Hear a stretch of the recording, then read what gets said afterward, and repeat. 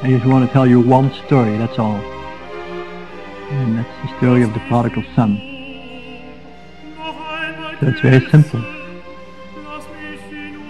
And I want that story to descend from the mind into the heart, so that you have something to look at.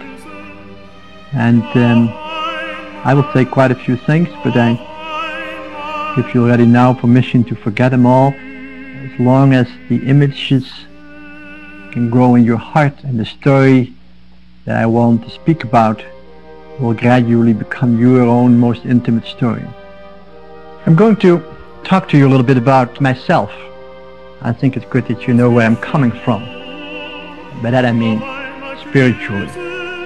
Because everything I say comes from me. And it's sometimes good to know the suffering as well as the joy out of which words are born. Because otherwise you listen to an essay. And that's not very interesting. You can read essays. But I want you to know why I say what I say and where it comes from, so that you can take a little distance too. You can say, well, my life is different, and therefore I can listen in without having to think that that's it. My life has a different story, and I want to connect with your story, but that might be a connection that is new. So whatever you hear should not oppress you, it sets you free.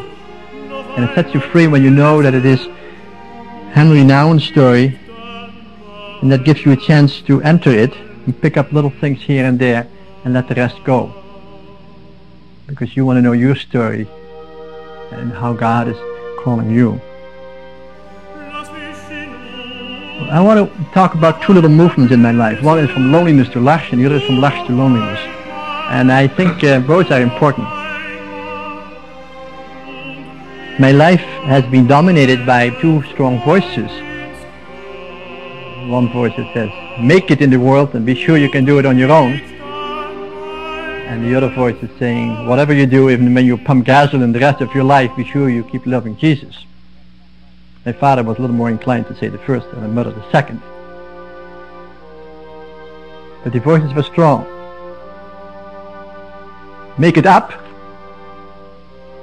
Be able to show the world that you can do it by yourself and you're not afraid, and go as far as you want to go and be a man.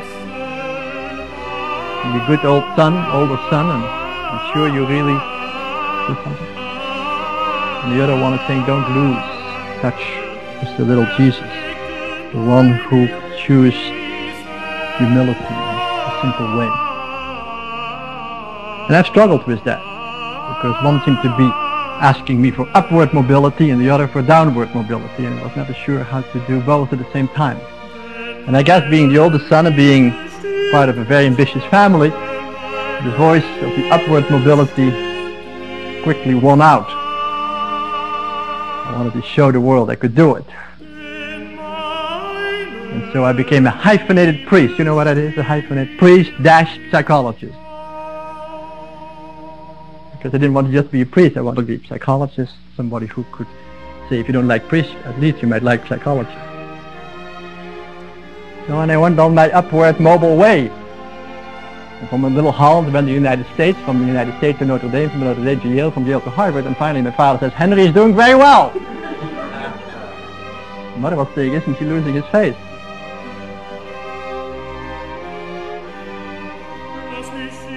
And when he was at Harvard, teaching about Jesus to hundreds of people from all over, I was wondering if proclaiming the gospel to others wasn't the best way of losing your own face. A very ambitious institution, interested in the best and the brightest, in power and success, political influence and economic success. Talking about Jesus wasn't only easy, but you found yourself pressured in adopting the model of the university. And I felt very lonely there. I couldn't pray very much. I couldn't make good friends. There was no much of a community. Everybody was competing. Everybody was trying to make it. And somehow, very deeply, I knew I had to do something, but I didn't know what. But finally, I came to visit Lach and spent more time decided Harvard wasn't the place for me, and that maybe I should look into Tuli and so on. And spent a year there, and finally the Daybreak community called me to come there as their priest. That's the first movement, from loneliness to lash. But there's another one that's harder to talk about, but I still want to mention it to you because it's very important. When I was invited to come to Lash, the word most used is the word home. I come to offer a home for you. John said, maybe we can offer you a home.